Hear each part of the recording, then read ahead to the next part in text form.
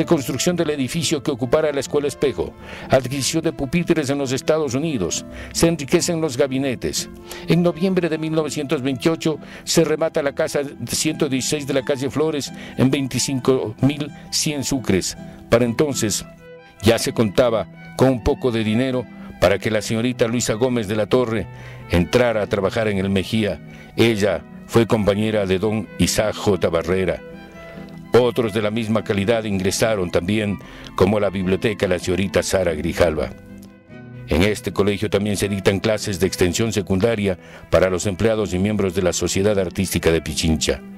La estrechez, vetustez e incomodidad de la calle Olmedo, y a pesar de haber invertido buena cantidad de dinero para su conservación, este no daba facilidades para que los Mejías cumplan con su formación integral, por lo que el mismo rector, Manuel María Sánchez, señaló la solución: había que crear un nuevo edificio.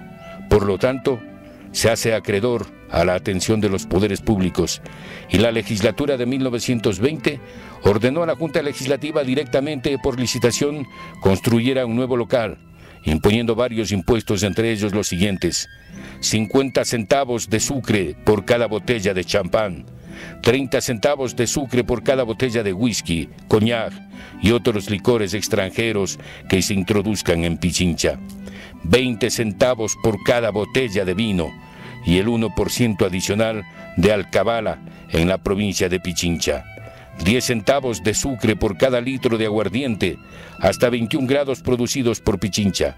Se calculaba que el producto anual de estos impuestos podría llegar a los 92.000 sucres. El 23 de abril de 1921, el colegio hace un préstamo al Banco del Pichincha de 350.000 sucres, dejando en garantía haciendas y otros enseres, pero el préstamo fue negado, hasta que después se consigue otro dinero. Entonces se comienza este edificio de la calle Vargas, que llegó a costar solamente el terreno 83.383 sucres, de 24.000 metros cuadrados. Con el arquitecto alemán Wilhelm Spar se afirmaba que terminarían en 3 años, pero no fue así. Larga tarea. Hasta 1927 no pudo cumplir los deseos. Y con la ayuda de un ex profesor y presidente provisional de la República, doctor Isidro Ayora, se hace una revisión de observación de terrenos y se ordena una plazoleta de la intersección de las calles Arenas y Estados Unidos, hoy calle Vargas en Quito, que, a pesar de estar con escasez de cemento, varilla y otros implementos, se vaya adelante con la obra. Entonces fue el doctor José María Ayora, un nuevo rector del plantel, que cumple 30 años de vida en la calle Olmedo para pasar a lo que hoy es en la calle Vargas. ¿Cómo olvidar que se truncaba y se acusaba a los gobiernos de Plaza, Gutiérrez y los que le sucedieron el poder como culpables directos de las penurias y dificultades, sobre todo en lo económico, para que se terminara con lo que fue, es y será la escuela del pensamiento del hombre libre, pero de buenas costumbres? Pero como las cosas buenas son sufridas para sentir el beneplácito de la alegría y el triunfo, el Mejía continuó firme y se convirtió en un colegio de élite, donde se educaron los hijos de los presidentes, de los ministros de Estado, caso como Cárdenas, Plazo, Freile, Larrea, Albornoz, Coloma y otros, apellidos que estaban vinculados con la burguesía liberal. Entonces había que hacer algo para darle chance al pueblo, y desde luego no faltaron jamás los buenos profesores y rectores, porque la generación del 2007 tenía que parecerse a la generación de ese entonces, de 1930. Desde ese año, en el rectorado encontramos al doctor José María Ayora. Continúa el colegio con un grupo de profesores de excelente calidad. ¿Cómo no mencionar a Alfredo Albornoz, Franklin Tello, Miguel Ángel Carrión, Luis Pazmiño, Augusto Arias? Como vicerrector al doctor Alfredo Pérez Guerrero, que luego fuera rector de la Universidad Central. En 1931 renuncia el doctor Ayora y es nombrado el doctor Manuel Benigno Cueva García, luego el doctor Cárdenas, y en el 33 aparece el primer boletín del Instituto Nacional Mejía, donde se critica la falta de estabilidad de los rectores, ya que pasan Alfredo Pérez Guerrero, Antonio Quevedo, Hugo Moncayo, y en el año de 1935 se nombra al doctor Carlos Andrade Marín. Con él se pasa de la teoría a la práctica. ¿Cómo mejoró el patrón Mejía? Se formó el Club de Cultura Física del Mejía. Se le afilió a la Federación Deportiva de Pichincha, con los colores azul y amarillo, y se destacan hombres y mujeres, porque el Mejía de ese entonces era mixto. Entonces éramos campeones de todo y asomábamos en todo. Los Mejías éramos invencibles. Había la sección diurna y también pasó a la sección nocturna después de haber cerrado las puertas a las mujeres. Es cuando en el año de 1933 se funda el conocido Colegio de las Chivitas, el 24 de mayo, hoy Instituto Superior. Fue en ese año cuando el Mejía definitivamente se acentúa en la calle Vargas, donde hasta hoy recibe a miles de estudiantes que siguen la misma mística de ser profesionales para estar en constante función social. Desde 1938 son nombrados como rectores César Bamonde, en el 40 Miguel Carrión, en el 41 Pablo Albornoz, en junio del 44 el editorialista y gran maestro, desde luego nuestro maestro, los egresados de 1962, cómo olvidarnos de Jaime Chávez Granja. En 1946 Miguel Moreno Espinosa, en el 51 Miguel Paredes, en el 55 Humberto Ortiz. En esa fecha ingresábamos al primer año del patrón Mejía. Después fueron otros rectores. ¿Cómo olvidar? Leonidas García, Óscar Efren Reyes, en el 62 Rafael Almeida Hidalgo, en el 70 Hugo Cornejo Rosales, en 1971 Ángel Polibio Chávez, en el 72 Hernán Yepes Guerrero, el querido y recordado Kamchaca Yepes. En el 76 estaba él, para nombrar a Mario Chávez Chávez, que duró poco tiempo, seguido por Edwin Guerrero Blum, el autor de los libros que hablan de la historia de nuestro colegio, que han sido, de repetir, base de este relato. En 1980 Luis Isch, que fuera figura del básquetbol de Pichincha. En 1984 Víctor Andrade López, psicólogo y maestro. En 1995 Edwin Altamirado Santillán. En el 2002 el doctor Nelson Serrano. En el 2006 el doctor Bolívar Vaquero. Y a partir de esa fecha, como nuevo rector, el doctor Guillermo Rosero, gran historiador.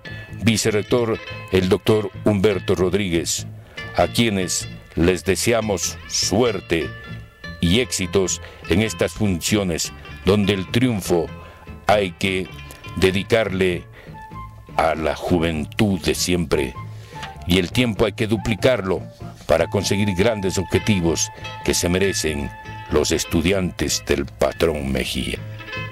El estudiante del patrón Mejía hoy en día sigue siendo ese estudiante que tiene por herencia lo que significó Alfaro y Mejía. ¿Qué implica esto? Primero, ese compromiso del estudiante hacia los estudios, ese compromiso del estudiante hacia la sociedad. Por eso he expresado yo que en el Mejía los estudiantes se forman en la ciencia, pero con conciencia social. Es ese el legado histórico del fundador y del patrono del colegio. Los estudiantes se identifican con su pueblo, pero no lo hacen solamente en la calle, lo hacen también en las aulas, porque saben que es un deber histórico de ellos el estudiar y también luchar.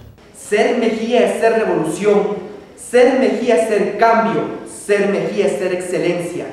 Porque nosotros los Mejías sabemos que somos los herederos de la más grande obra de Alfaro, el laicismo. Sabemos respetar el pensamiento de los demás, pero también sabemos reclamar ante las injusticias, porque los Mejías jamás agachamos la cabeza ante los problemas y las inigualdades. Sabemos que hay que ser conscientes y rebeldes, no hay que ocultar la rebeldía del ser humano. Es buena cuando tiene un fundamento. Mejías, en sus manos está hacer de este colegio el más grande entre los primeros y el primero entre los más grandes. No olviden la herencia sagrada que representa el estar en un colegio que ha recibido en sus aulas a más de 100 generaciones y que ha hecho de estas los mejores ciudadanos, los mejores hombres y las mejores personas. Siempre saquemos adelante a nuestro colegio en las pistas, estadios y coliseos, porque sabemos que los Mejías representan para el deporte de la provincia y del país los más grandes exponentes. Saquemos a nuestro colegio adelante en las aulas y laboratorios y defendamos siempre a nuestro colegio y a los intereses del pueblo en las calles. Mejías, sabemos que no nos hacemos, sino que nacemos y morimos siendo Mejías. Un Mejía, como lo dicen muchos, nunca se hace. Un Mejía desde que nace siente a su colegio. Jamás olvidemos la herencia que representa tener a nuestro patrono José Mejía Lequerica y a nuestro fundador Eloy Alfaro. El colegio está en sus manos a las nuevas generaciones. Seamos los encargados de mantener a nuestro colegio siempre en la cumbre, por el áspero sendero, como dice nuestro lema, per áspera dastra, por el áspera pendiente hacia la cumbre, tal como nos enseñan en estas aulas, y ese es el lema de vida que llevan todos los Mejías hasta el final de sus días. Que viva por siempre el patrón Mejía, compañeros, y jamás dejen de enorgullecerse de ser estudiante del mejor colegio del mundo. Adelante Abel Mejía por siempre. Pero el Mejía no es solamente la historia de sus rectores, sino del alma que se constituye en los estudiantes, donde siempre hubo rebeldes, pasivos, estudiosos, dejados, investigadores, científicos y también quemiportistas, pero felizmente pocos, ya que la mayoría hemos llegado a ejercer profesiones con dignidad y ante todo, no corruptos, sí productivos y lo que es más, amantes de la patria, con un sentido real de lo que es servirle a la tierra, desde donde nos ubicamos en las profesiones que hemos escoquitado. Así tenemos médicos, ingenieros, abogados, arquitectos, militares, policías, educadores, sacerdotes, periodistas, poetas, músicos, en fin, de todo, pero bien formados y de prestigio.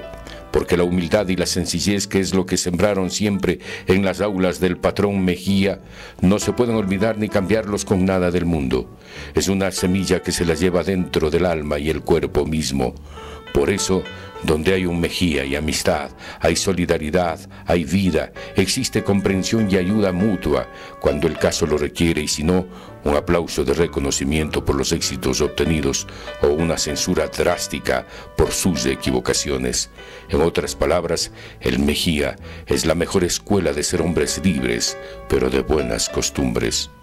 ¿Cómo no mencionar en el problema con el Perú en el año de 1941 para ir a las fronteras a defender la patria, como lo hicieron el teniente Hugo Ortiz, el soldado Galarza, mayor Galo Molina, Gándara, y más tarde en la guerra del Cenepa de 1995 el capitán Giovanni Calles, y junto a él el teniente Altamirano Delgado y también el general Paco Moncayo, actual alcalde de la ciudad, y otros más que entendieron que primero está la patria y junto a ella el honor de ser varón para defender nuestro querido terruño.